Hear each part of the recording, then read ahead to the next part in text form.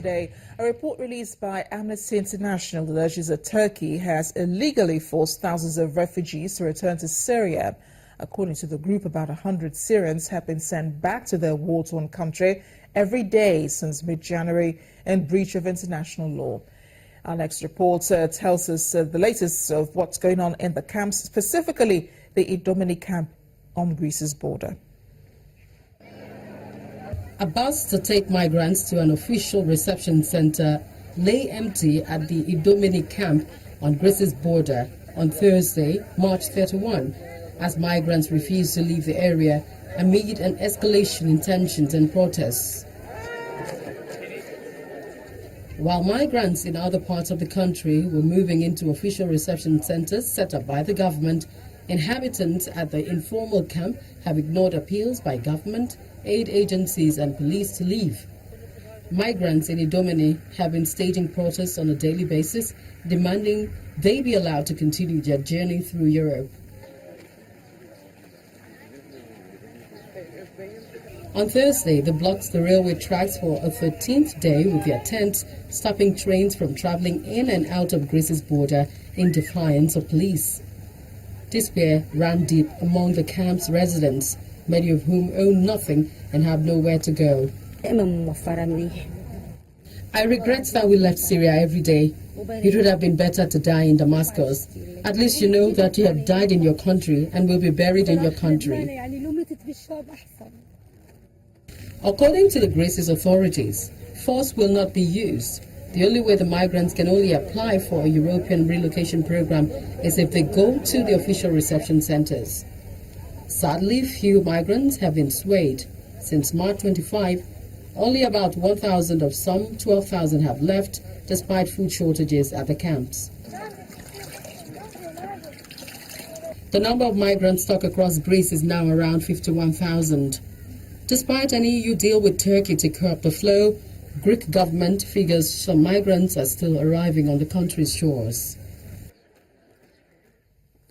And in what appears to be a confirmation of allegations being made against Turkey by Amnesty International, the United Nations is calling for legal safeguards to be in place before refugees are returned to Turkey under an agreement with the European Union. This comes days before Turkey is due to begin taking back illegal migrants from Greece on April 4th under the deal.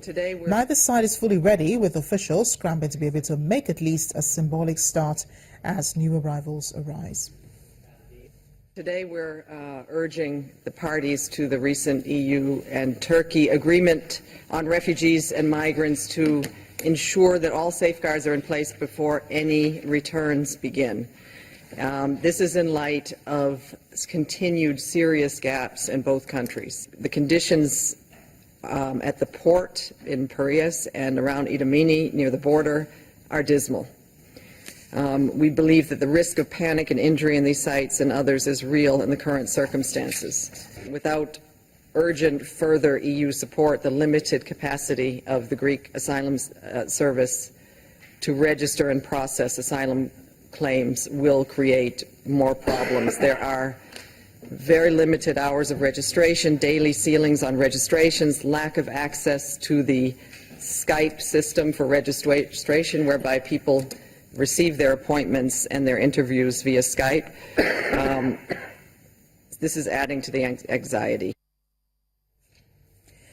It's been 24 hours since a flyover at the eastern Indian city collapsed, killing at least 23 people and injuring 150 others in the process. Sadly, hope is fading regarding the rescue of those who might still be trapped underneath the debris. It's a new day in India, but the collapse which left several people dead wasn't a dream. The bigger reality, which is staring authorities and rescue workers in the face, is the fact that with each minute that passes by, the chances of rescuing any survivor caught underneath the rubble grows slimmer. The death toll from the flyover collapse in India's eastern city of Kolkata reached 24 on Friday, April the 1st, as rescue operations entered their last leg. 90 people were rescued, many with serious trauma injuries, but chances of finding survivors in the wreckage had dwindled by this morning. So total till now is 24. Injured people, some of them are in a slightly precarious condition, but the rest have been, some of them have been discharged, and the total figure is around 89. The legal head of IVRCL, Pt.3, also confirmed that the company is anxious and willing to cooperate with an investigation. IVRCL and its concerned staff will cooperate with the investigation. We will give the maximum support what we have to give. We are anxious to know why it happened as well. The flyover has been under construction since 2009 and has missed several deadlines for its completion. According to rescuers who examined the wreckage, years of delays may have caused corrosion to metal elements of the flyover, undermining its stability. Prayers for the victims were held on the site of the collapse as evening drew near. And our thoughts and prayers are with those in India who have been affected by this tragedy. We turn to Nigeria now, where Governor Nasir El-Rufai of Kaduna State has debunked speculations and criticism trailing the bill regulating preaching in mosques and churches in the state. The governor says some of those speaking against the bill are doing so out of ignorance. He spoke with reporters in Kaduna, urging those opposing the proposed religious bill, which is currently before the State House of Assembly, to get a copy and read it before forming their opinion. The governor, while explaining the importance of the bill in addressing socio-economic issues in the state, advised residents to identify grey areas in the bill with a view to amicably resolving their concerns. This is something that I find both disturbing and disappointing. Because, you know, in any argument, in any situation, if you have your facts and you're on right footing, you don't need to revert to religion. Religion doesn't win arguments for you. So what I have found in my life is that the moment a person introduces religion, I know he's wrong. Because if you are right, if you have facts and you can justify your position, why bring God into it? God will judge us at the day of judgment, all of us. But the moment you see a person hiding behind either religion, the moment you catch a thief, you say, it's because I'm a Hausaman. You are catching me because I'm a Muslim. You know that he is guilty. People only revert to religion and ethnicity when they have run out of convincing arguments. And what I found in Kaduna State is that everything, even let's come and eat, people can bring religion into. Let's have lunch, people can bring religion into. It's very disappointing because I thought more than any state, more from religious and ethnic division, and that should be lessons to us to walk away from that.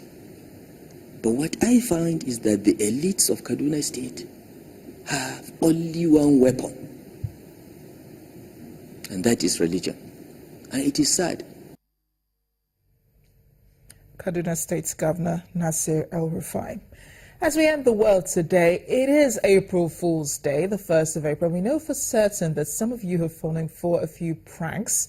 So here are two major pranks which caused a buzz on social media today. The first one is coming from Nigeria, and it says, well, it will come up in a few moments. Well, that's it. It says Egypt have been disqualified from the Africa Cup of Nations after a drug scandal. It adds that this would allow Nigeria back into the contest. So, of course, if you believe that, you're just being fooled on April Fool's Day. It's all a prank. A second one made headlines in Kenya, and it says here that Donald Trump would be visiting Kenya due to the death of a lion. Of course, that's a joke as well. Well, wish you all the best this new month. Thanks for watching The World Today. I am Amarachi Ubani.